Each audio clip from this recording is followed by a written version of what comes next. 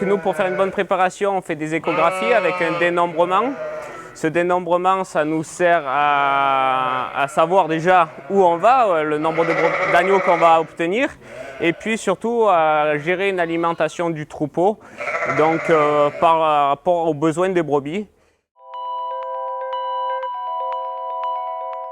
Pour réaliser un bon agnelage, il faut avoir le matériel minimum et nécessaire, toujours à portée de main.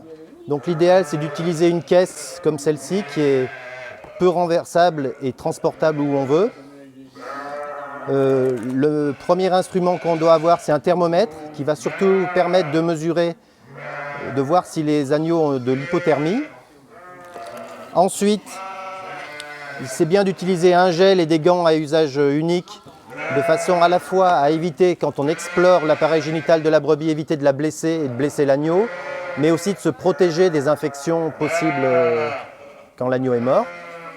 Il faut également avoir de la teinture d'iode, qui est le seul moyen de faire un trempage du cordon ombilical dès la naissance pour éviter l'apparition d'arthrite.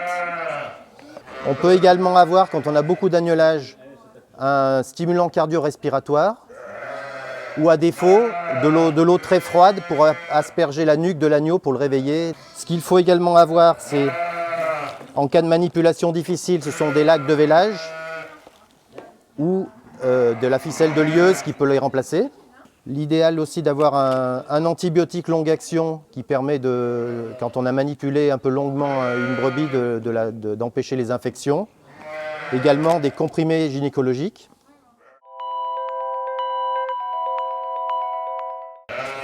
Nous, ce qu'on fait dans les cases d'agnelage, on les marque à la peinture, on les identifie et on regarde qu'ils têtent comme il faut.